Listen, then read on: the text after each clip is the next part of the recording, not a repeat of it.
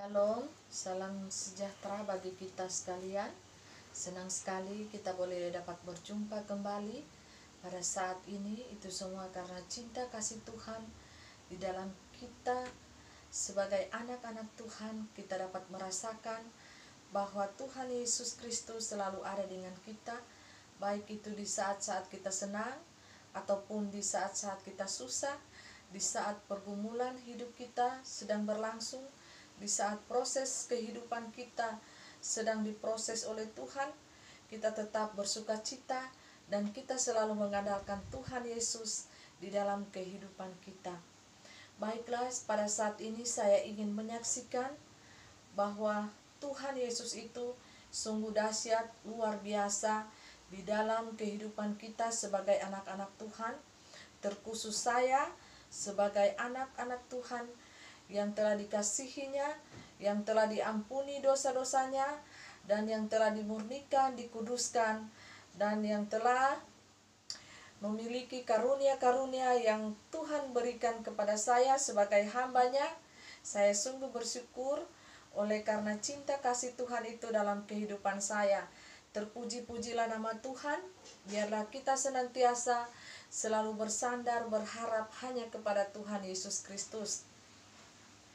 Pada saat ini saya ingin menyaksikan bahwa kuasa Tuhan itu dari dulu sampai sekarang, sampai saat ini sedang bekerja dengan luar biasanya, ya, apalagi hari-hari terakhir, di detik-detik terakhir akhir zaman ini, ya, kuasa Yesus itu senantiasa bekerja luar biasa melampaui akal logika kita sebagai manusia. Kepada anak-anak Tuhan, Dia hanya memakai tubuh anak-anak, setiap anak-anak Tuhan untuk bernubuat, untuk melakukan mujizat-mujizat yang luar biasa, untuk berbicara dalam berbagai bahasa, bahasa Roh Kudus, Roh kebenaran, untuk menyingkapkan hal-hal yang tersembunyi yang belum terjadi di dunia nyata ini. Baiklah, saya ingin menyaksikan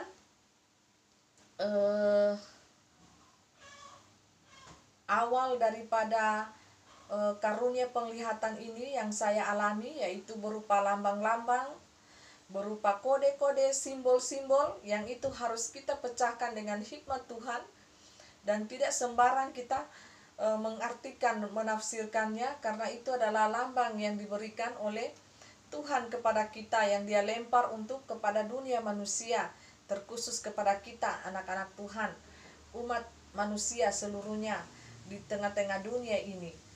Ya, saya menerima itu sebagai kode, lambang, simbol yang saya terima, yang saya tangkap, baik itu berupa penglihatan di awan-awan, penglihatan di dinding, ya, dan dalam mimpi, berupa dalam mimpi, penglihatan di dalam mimpi, ya, sebelum tidur sudah bermimpi, tapi bukan mimpi, itu penglihatan.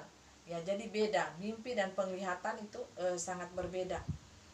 Jadi terpuji-pujilah nama Tuhan. Ya, pada saat ini saya akan mengingatkan kepada kita kembali bahwa kejadian-kejadian yang sedang berlangsung di dunia nyata ini, ya, penglihatan-penglihatan saya dari 2019 itu, ya, berupa negara Cina, ya, negara Cina, RRC sana yang di luar negeri itu, ya, mereka adalah negara Babel zaman now, ya, zaman modern, ya. Negara itu memiliki orang-orang yang pintar, yang super pintar di dalamnya, tetapi di belakang mereka itu dipakai oleh nam-nam ini, ya, setan, ya, karena ada aura hitam yang saya lihat pada waktu itu, ya, tiba-tiba langit itu berubah dan muncullah muka orang Chinese ini, bukan Chinese yang ada di Indonesia, bukan, tetapi negara China yang ada di sana, ya, luar negeri itu, RRC komunis, ya, mereka tidak mengenal Tuhan, ya, Tuhan Yesus. Hanya sedikit anak-anak Tuhan di sana, dan itu mungkin mereka sangat tersiksa, ya, di sana karena, ya, pemerintahan dari negara tersebut, ya, tidak mengizinkan, ya, karena negara komunis, mereka tidak mengenal Tuhan. Ya, yang mereka percaya itu, ya, diri mereka sendiri, ya. Jadi yang saya lihat adalah pada saat itu dari negara China ini ya, yang memegang teknologi, obat-obatan tabib ya, dan juga negara Cina ini yang akan menjadi negara pembuka perang ya, di khususnya untuk Asia ya. Dan juga saya melihat tadi di dinding ya barusan, Jepang ya. Jepang ini sangat negara yang kuat ya. Saya lihat tadi Jepang itu ya, pemimpinnya ya, toko dari orang Jepang ini ya, itu saya lihat, saya kenal itu dari negara Jepang karena bajunya, topinya itu ya, ciri-ciri orang Jepang. Dan di atas kepalanya ini, di otaknya orang Jepang ini ada setan, Bapak Ibu, ada setan ya, ada setan yang mengendalikan di belakang, di atas ini, di belakang kayak gini ya, kepala ini. Itu penglihatan di dinding ya Bapak Ibu, terjadi tiba-tiba. Dan ada muka Tuhan Yesus ya, di samping orang Jepang itu muka Tuhan Yesus, dan ada domba di atas, di samping begini kepala Tuhan Yesus ini ya Bapak Ibu. Saya belum tahu apa arti ini ya, arti penglihatan ini. Nah, seperti juga beberapa 7 bulan 8 bulan lalu itu ya, saya mendapat juga penglihatan ya, sebelum bendungan Cina itu jebol ya. Pertama sudah dikatakan bahwa akan banjir di air kecoklatan ya. Malaikat Tuhan itu telah membuka mata air kecoklatan itu, dan saya melihat ya bendungan itu jebol-jebol ya pada saat itu. Dan ada di YouTube saya sempat menyisikan kesaksian itu, saya ingat, dan saya bersaksi ya, ada di YouTube yang 7 bulan 8 bulan lalu ya. Malaikat itu membuka, dan itu sungguh pun terjadi di dunia nyata.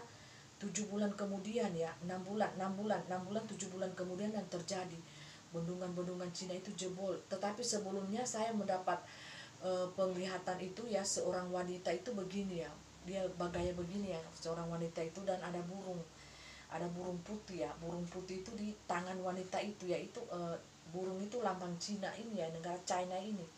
Dia memegang burung ini dan sambil bergaya begini, seorang wanita itu ya. Pada akhirnya itu yang terjadi ya, banjir ya, waktu beberapa bulan lalu itu ya, negara China itu banjir dengan bendungannya jebol. Nah, sebelumnya itu saya sudah lihat dan diperlihatkan Tuhan seperti itu. Nah, saya tidak tahu apa yang akan terjadi dengan negara Jepang ini ya. Tetapi itu yang saya lihat tadi di dinding ya Bapak Ibu, sangat jelas ya, negara Jepang ini, pemimpin orang Jepang ini dengan topinya diri tegap begini, dan di belakang ini ada iblis ya. Ada iblis bertengger di kepalanya, belakangnya ini. Nah, di samping orang Jepang ini ada muka Tuhan Yesus tiba-tiba muncul Bapak Ibu. Dan di samping Tuhan Yesus ini domba, anak domba ya, yang saya lihat. Jadi Bapak Ibu saudaraku yang dikasihi Tuhan, itu penglihatan terbaru yang saya dapat, yang tadi itu orang Jepang dan Tuhan Yesus ada di samping orang Jepang itu, dan ada domba. Itu kode ya Bapak Ibu, lambang. Tetapi saya belum dapat artinya. Pada saat ini saya belum bisa mengartikan itu apa sebenarnya akan terjadi ya dengan Jepang, negara Jepang. Bapak Ibu saudaraku yang dikasihi oleh Tuhan Yesus Kristus, banyak yang bertanya kepada saya, Ibu Pendeta, bagaimana cara kerja iblis ya? Tolong Ibu Pendeta jelaskan, jabarkan ya. Jadi saya ingin mau katakan kepada kita sekarang ini, yang saya tahu ya, yang saya bisa tangkap pada saat ini ya, cara kerja iblis ini semakin halus ya, semakin indah, semakin dipoles sedemikian rupa sehingga banyak hamba Tuhan, banyak anak-anak Tuhan yang akan terkecoh dan jatuh Bapak Ibu tanpa mereka sadari ya. Jadi cara kerja iblis ini di zaman ini, untuk saat ini ya Bapak Ibu, mereka semakin halus di dalam mengecoh anak-anak Tuhan, memakai cara-cara yang halus. Supaya apa? Supaya banyak yang akan mengikuti mereka.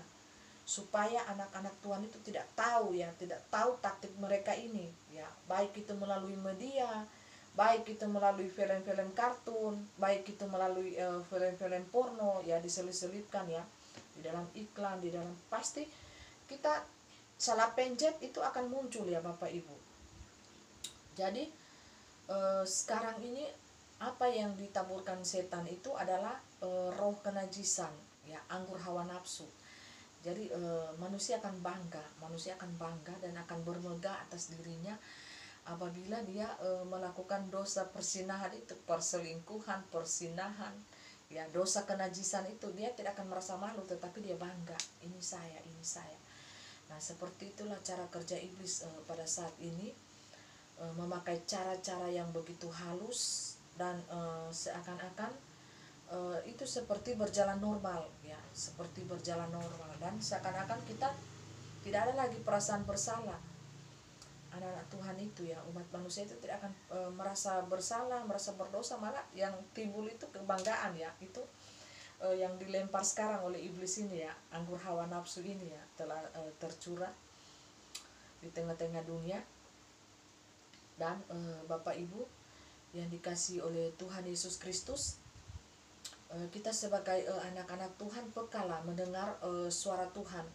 Bukan kita di sini ya untuk menonjolkan diri kepada sesama kita, tetapi kita pekalah mendengar suara Tuhan. Jangan kita peka mendengar gosip-gosip dunia, mendengar hal-hal yang tidak penting, mendengar hal-hal yang tidak berguna untuk pertumbuhan iman kita, tetapi mari pergunakan telinga kita ini untuk mendengarkan firman Tuhan. Khotbah-khotbah di YouTube itu banyak ya, hamba-hamba Tuhan yang diurapi Tuhan ya, mereka berkhotbah itu dengar ya, didengar ya anak-anak Tuhan. Kalau kalian malas membaca firman Tuhan ya, ada wifi, ada dimanapun ya, kalau di restoran atau di mall ya, ada wifi gratis, dengarlah khotbah-khotbah hamba Tuhan ya, itu untuk pertumbuhan iman kita. Karena pertumbuhan iman kita itu bertumbuh lewat pendengaran, lewat penglihatan ya, lewat suara dari para hamba-hamba Tuhan ya, atau kita lewat mata kita membaca firman Tuhan itu, maka iman kita akan bertumbuh di dalam Tuhan. Iman miliki iman yang benar di dalam Tuhan. Bapak Ibu, anak-anak Tuhan yang kekasih di dalam Tuhan, milikilah iman yang benar di hadapan Tuhan. Jangan kita memiliki iman yang setengah-setengah, iman yang tidak berefek, berdampak kepada sesama kita ya. Jangan Bapak Ibu, kita harus memiliki iman yang murni, yang tulus di hadapan Tuhan. Itu akan berefek kepada sesama kita. Kita akan mengeluarkan buah-buah yang positif, buah-buah yang harum, buah-buah yang menyenangkan hati Tuhan. Bukan buah-buah yang mempermalukan nama Tuhan, bukan. Tetapi buah-buah yang menyenangkan hati Tuhan, bukan buah-buah yang mempermalukan nama Tuhan. Kalau kita anak-anak Tuhan, kita menghasilkan buah-buah yang mempermalukan nama Tuhan ya, yang membuat orang lain tersandung ya atas hidup kita, itu iblis Bapak Ibu, ciri-ciri anak-anak Lucifer ya. Kamu harus mencari tahu, kamu harus melihat buah-buah, ciri-ciri dari orang tersebut. Walaupun dia anak Tuhan, hamba Tuhan, tetapi apabila buah yang dia hasilkan mempermalukan nama Tuhan, membuat orang lain tersandung akan hidupnya, tata cara hidupnya, cara bicaranya, cara hidupnya, cara dia memperlakukan orang lain sesamanya, tidak menghasilkan buah-buah yang manis, buah-buah yang mempermuliakan nama Tuhan, malah mempermalukan nama Tuhan, itu anak setan, iblis ya. Ada keangkuhan diri, kesombongan diri di dalamnya yang dia sembunyikan tanpa orang lain tahu. Tetapi manakala disoroti di dimensi lain, dimensi roh, orang ini sangat angkuh dan sombong. Berhati-hatilah kita sebagai anak-anak Tuhan, hamba-hamba Tuhan, yang memiliki hati yang memiliki roh seperti itu. Cepat bertobat, minta ampun, berlutut, merendahkan diri, merendahkan hati di hadapan Tuhan, agar supaya Anda bisa dipakai oleh Tuhan. Banyak samaran, walaupun dia anak Tuhan, hamba Tuhan, tetapi manakala dia memiliki keangkuhan hati, kesombongan diri, keangkuhan diri, dia adalah anak Lucifer. Ciri daripada Lucifer adalah kesombongan diri, keangkuhan diri, walaupun dia sembunyikan, dia selipkan di balik sifat-sifatnya yang baik, tetapi orang akan melihat bahwa buah-buah yang akan dihasilkan oleh orang tersebut mempermalukan nama Tuhan, membuat orang tersandung, membuat orang menangis. Ya, itu ciri-ciri Lucifer, Bapak Ibu. Anak-anak Lucifer, berhati-hatilah kita. Karena apa? Di antara padi ada ilalang, di antara gandum ada rumput liar. Dia akan bertumbuh bersama-sama, tetapi pada waktu Tuhan itu tiba, di dalam menyaring itu semuanya akan kelihatan mana gandum, mana ilalang, mana padi, mana rumput. Rumput akan dibakar, padi akan berguna bagi orang lain, bisa mengenyangkan orang lain, bisa memberkati kehidupan orang lain.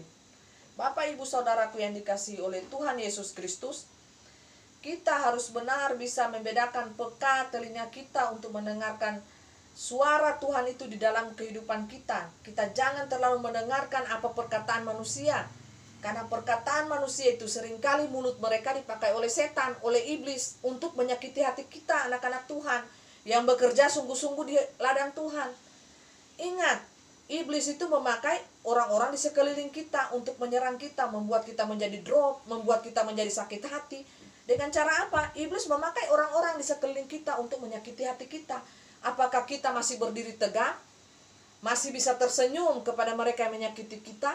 Kita bisa mengampuni mereka, mengampuni dosa mereka, mengampuni kata-kata yang menyakiti, sangat menyakiti hati kita. Ya, itulah yang Tuhan inginkan kepada anak Tuhan. Pengampunan 70 kali 7 kali 7 kali. Pengampunan tanpa batas. Harus kita bisa lakukan sebagai anak-anak Tuhan. Apapun yang kita rasakan, hati kita walaupun kita menangis, kita harus bisa, Tuhan Allah Roh Kudus, Roh kebenaran, mampukan saya sebagai hamba-Mu untuk mengampuni si A, si B yang telah menyakiti hati saya. Dengan perkataan mereka, dengan perbuatan mereka, dengan tingkah laku mereka. Ampuni saya, ajar kepada hati saya untuk mengasihi mereka. Untuk selalu mempunyai hati, memiliki hati, kasih, dan mengasihani mereka. Membawa mereka kepada pandangan yang benar, hidup yang benar, dan cara mendekatkan diri kepada Tuhan dengan cara yang benar. Ya. Bagaimana bisa anak-anak Tuhan bisa mendekatkan diri kepada Tuhan, manakala hatinya itu dipenuhi dengan keangkuhan, kebencian, iri hati, ya, kepada sesamanya tidak akan mungkin. Ya, Tuhan mau kita memiliki hati yang penuh dengan belas kasihan, pengampunan, ya. Walaupun orang lain itu memperlakukan kita seenak hati mereka, mensolimi hidup kita, tetapi jangan kita membalas mereka kejahatan dengan kejahatan, tetapi balaslah dengan kebaikan. Walaupun mereka melakukan itu dengan kejahatan, dengan sengaja membuat sakit hati, membuat kita menjadi drop, membuat kita menjadi jengkel, ya, tetapi itu pekerjaan setan semuanya. Kita harus membalas dengan kasih dan cinta kasih kepada mereka. Karena apa? Lawan daripada setan ini, iblis ini adalah kasih. Kita harus mengasihi orang-orang yang paling menyakiti hati kita. Kita harus mengelontarkan ya, kasih dan cinta kepada mereka. Agar supaya apa? Hawa-hawa negatif itu bisa kita bendungi dengan hawa energi positif, yaitu cinta dan kasih. Cinta dan kasih sayang. Maka aura kebencian, aura yang negatif itu yang setan kirim kepada diri kita, itu tidak akan mempan, ya. Kita jangan memasukkan aura itu ke dalam hati kita, tetapi segera kita katakan, Tuhan, aku ingin mengasihi dia, aku ingin mencintai dia, aku ingin memberikan cinta yang daripada Kristus itu kepada orang yang telah menyakiti hati kita. Jadi Bapak Ibu, ya, ingat baik-baik anak-anak Tuhan, kalau orang menyakiti hati kita, baik itu dengan perkataannya, perbuatannya, tingkah lakunya, jangan kita balas mereka dengan menyakiti lagi mereka. Sekalipun mereka itu mengambil nyawa kita, ya. Ini sudah ekstrim ya saya katakan. Sekalipun mereka mengambil nyawa kita, katakan Tuhan ampunilah mereka, ampuni dosa mereka, sebab mereka tidak tahu apa yang mereka perbuat. Mereka lakukan, mereka tidak tahu. Karena apa? Mereka dikendalikan oleh setan. Kita harus membalas mereka dengan apa? Cinta dan kasih sayang. Karena itulah hukum cinta yang daripada Allah. Nah, hukum daripada setan ini adalah kebencian, kebinasaan, ya, ketakutan. Tetapi hukum daripada Allah adalah cinta kasih, keberanian, kebenaran, dan kasih sayang. Itu yang harus kita lawan. Jadi lawanlah kejahatan itu dengan kebaikan, kebaikan hati kita. Jadi bagaimana cara kerja setan itu di akhir zaman ini? Mereka semakin gencar di dalam menjatuhkan anak-anak Tuhan, yaitu melalui dengan roh persinahan, anggur hawa nafsu itu, Bapak Ibu Saudaraku yang dikasihi Tuhan. Karena ini yang paling enak, yang paling sedap, yang paling disukai oleh manusia. Najis, kenajisan. Dan itu dilambang dengan lambang roh adalah anjing. Badannya anjing, kepalanya manusia. Ya, itu lambang roh yang akan keluar jikalau Anda memiliki roh kenajisan di dalam diri Anda. Maka roh yang akan keluar di sana adalah anjing. Badan anjing, kepalanya manusia. Seperti itu. Kalau Anda terlalu jahat, jiwa Anda serakah, rakus, jahat kepada sesama, maka yang keluar di lambang roh itu adalah serigala. Anda rakus, serakah, secara mamon, materi, harta, tidak cukup, tidak cukup, tidak cukup. Itu yang keluar adalah serigala. Kalau Anda pintar berbohong, berakal-akal kepada manusia, segala macam Anda lakukan, tipu sana, tipu sini, itu yang keluar lambangnya monyet di alam roh sana. Dan yang jahat adalah panda campur serigala, ya. Dan kelima binatang itu ada gabungannya. Nah, itu lambang roh Bapak Ibu, anak-anak Tuhan. Jadi kita sebagai anak-anak Tuhan, mari pergunakan perisai iman itu di dalam hidup kita, di dalam roh kita. Apa perisai iman itu? Pedang bermata dua itu Bapak Ibu. Ini firman Allah, Bible, Alkitab, firman Allah yang hidup. Renungkan firman itu siang dan malam. Baca itu Bapak Ibu, anak-anak Tuhan yang dikasihi Tuhan. Baca itu. Itu pedang bermata dua bagi roh jiwa kita. Pergunakanlah perlengkapan senjata Allah itu di dalam tubuh roh kita, di dalam tubuh rohani kita. Ya, perlengkapan senjata Allah. Jangan anak-anak Tuhan tertidur, terbuai dengan kenikmatan dunia ini. Padahal saat ini di detik-detik terakhir, jangan. Kita ambil perlengkapan senjata Allah itu, kita gunakan perlengkapan senjata Allah itu bagi tubuh rohani kita, tubuh roh kita. Ambil semuanya perlengkapan senjata Allah itu. Untuk apa? Berperang melawan kuasa setan ini, penghulu-penghulu di udara, kerajaan-kerajaan setan. Karena lawan kita adalah setan, bukan manusia. Lawan kita setan. Manusia, sesama manusia, siapapun dia, kita harus mengasihi mereka seperti kita mengasihi diri kita sendiri. Tidak ada orang yang membenci dirinya sendiri, pasti dia akan kasihi, dia akan rawat, ya, dia akan berikan parfum, harum-harum, dirawat, ya.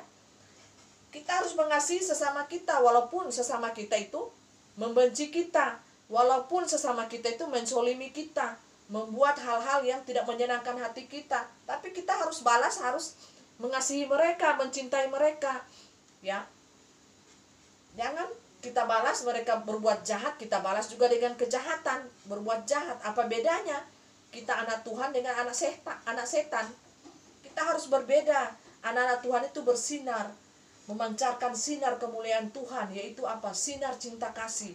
Walaupun mereka membunuh tubuh kita ini, kita adalah warga kerajaan Allah. No problem. Kita masuk surga, untuk itu kita doakan kepada yang membunuh itu, menganiaya kita, Tuhan ampunilah dosa mereka, sebab mereka tidak tahu apa yang mereka perbuat. Ampunilah.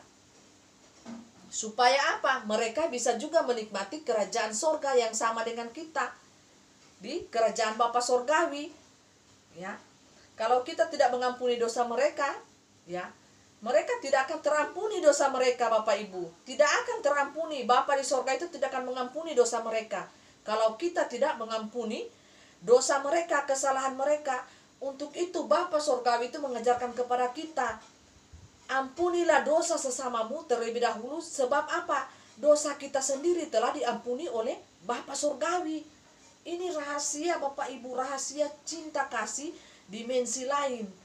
Jadi jangan kita membalas kejahatan itu dengan kejahatan, tetapi kita harus membalas kejahatan dengan kebaikan. Orang yang membunuh kita, kita mati sebagai martir Tuhan, kita sudah mendapat mahkota kemuliaan di kerajaan surga yang kekal. Kita senang, kita bergaun putih berhiaskan kekudusan dan kebenaran di alam sana. Tetapi bagaimana dengan mereka yang membunuh tubuh kita? Kita harus berkata, Bapa, ampunilah dosa mereka, ampunilah dosa kejahatan mereka, sebab mereka tidak tahu apa yang mereka perbuat. Karena apa? Tubuh mereka itu lagi dipakai oleh dimensi lain juga, yaitu setan. Ya, mereka tanpa sepengetahuan tentang kebenaran Allah yang benar itu di dalam hidup mereka, makanya mereka berbuat atas kehendak daripada iblis, setan itu. Ya, jangan pernah kita membenci orang yang membenci kita. Jangan pernah kita membenci orang yang menganiaya kita. Jangan pernah membenci orang yang membunuh tubuh kita secara jasmani, yaitu tanah liat. Tanah kembali ke tanah. Dari tanah, asalnya dari tanah dan kembali ke tanah. Tetapi roh kita inilah yang bernilai di hadapan Tuhan Allah, dan roh kita ini adalah kekal. Jadi anak-anak Tuhan yang dikasihi Tuhan, ya, pada detik-detik akhir ini, bertobatlah, kenakanlah gaun jubah putih yang bersih itu yang telah Allah siapkan bagi kita. Itu gratis Bapak Ibu. Gratis. Allah siapkan itu gratis bagi kita di dalam kerajaan surganya. Gratis. Kita hanya tinggal mengambil itu, kita membuka gaun kita yang lama, pemberontakan kita, dosa-dosa kita, gaun kita yang kotor itu kita ganti dengan gaun putih yang telah Allah persiapkan itu di dalam kerajaan sorga. Karena apa? Syarat utama untuk masuk di dalam kerajaan sorga itu adalah harus memiliki gaun yang putih, yang bersih.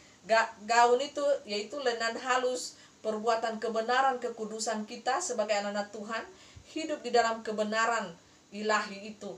Allah telah menguduskan kita sehingga kita mendapatkan gaun itu gratis Bapak Ibu. Itu gaun anugerah Allah bagi kita. Jadi saya menghimbau kepada kita sebagai anak-anak Tuhan, ya, di seluruh Indonesia, di seluruh dunia maupun dimanapun Anda berada, ya, mari cepat-cepat kita ganti gaun kotor kita, pemberontakan kita di hadapan Tuhan. Kita ganti dengan gaun yang putih bersih itu daripada Tuhan. Itulah gaun cinta kasih daripada Tuhan kepada kita, yang Dia berikan sebagai tanda untuk anak-anak Tuhan itu bisa masuk di dalam kerajaan surganya yang kekal.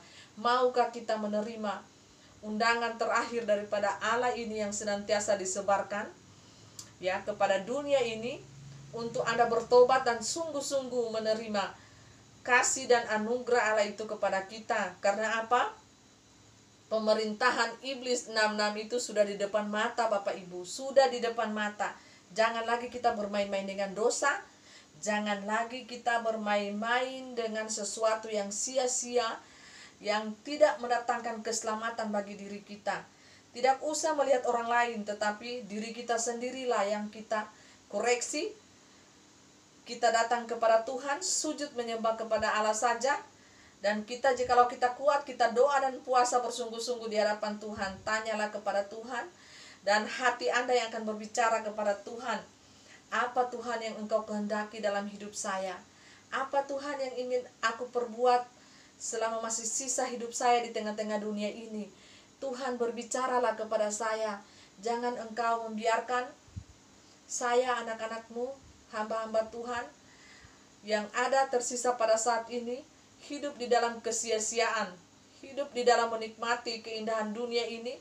Tetapi marilah kita bekerja dengan sungguh-sungguh, karena kitalah tim terakhir daripada zaman ini untuk penuaian jiwa-jiwa di ambang kematian. Jadi Bapak Ibu Saudaraku yang dikasihi Tuhan, bekerjalah giat tanpa mengharapkan upah daripada Tuhan.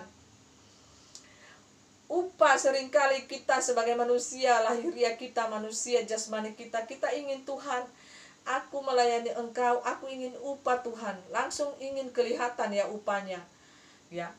Aku ingin hidupku diberkati, aku ingin hidupku senang, aku ingin bla bla bla. Ya, banyak macam tuntutan ya, kedagingan itu tuntutan kedagingan kita sebagai manusia biasa yang lemah. Roh penurut tetapi daging lemah, manusia lemah. Ya, itu yang akan terjadi. Tetapi marilah kita bekerja sungguh-sungguh kepada Tuhan, dan Tuhan akan menilai pekerjaan kita itu. Apakah muncul di alam roh itu sebagai emas berlian, atau dia akan muncul sebagai kayu api dan jadi abu sia-sia terbakar semuanya. Mari kita bekerja sungguh-sungguh dari hati kita. Ya, kita berikan kepada Tuhan Allah yang Maha Kudus, karena Tuhan yang menilai hati kita, jiwa kita, roh kita, apa motivasi kita melayani Tuhan. Tetapi pergunakanlah detik-detik terakhir ini, gunakan waktu kita yang singkat ini untuk melayani pekerjaan Tuhan itu dengan kesungguhan hati, ketulusan hati.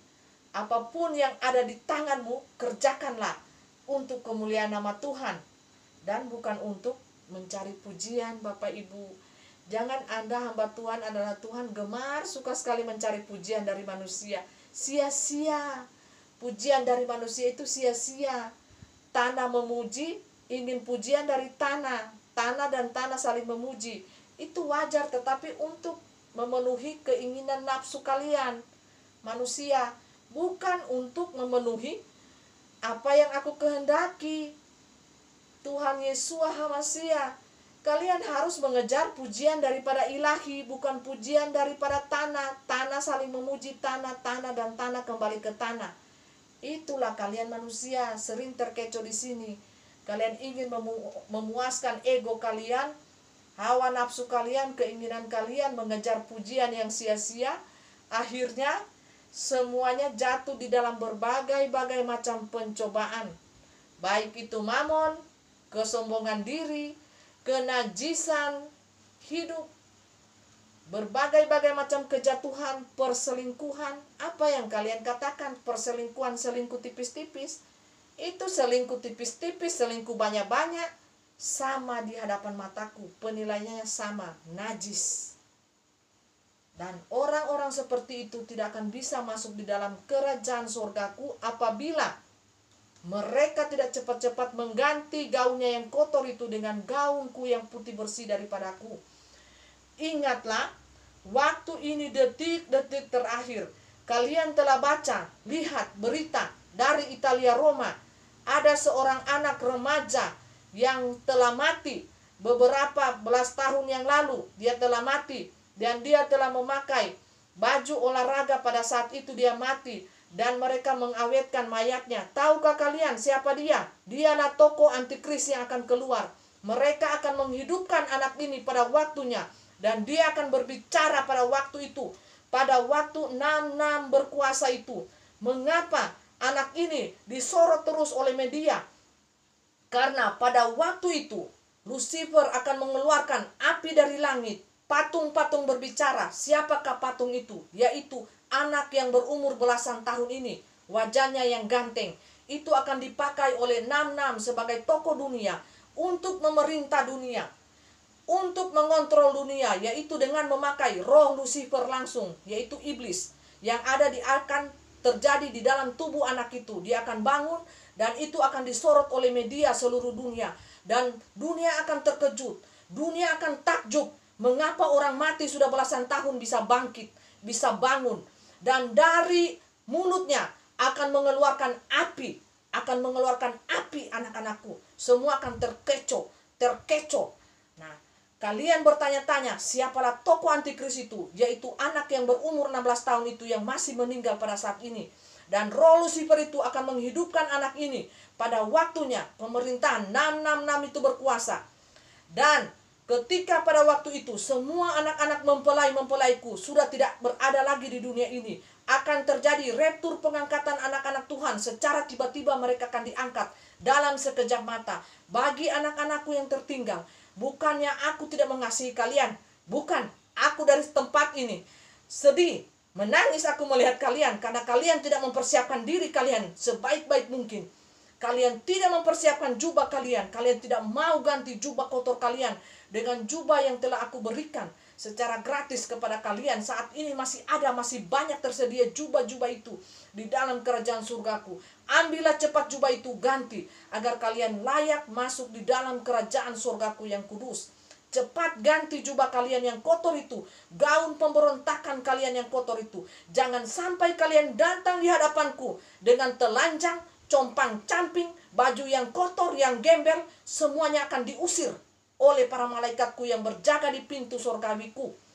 Kalian akan diusir karena kalian tidak layak. Yang layak masuk itu adalah anak-anak Tuhan yang telah memiliki gaun yang putih bersih yang daripadaku. Gaun jubah kebenaran, gaun kekudusan hidup yang telah aku kuduskan dengan pengorbananku, penebusanku di atas kayu salib 2000 tahun yang lalu.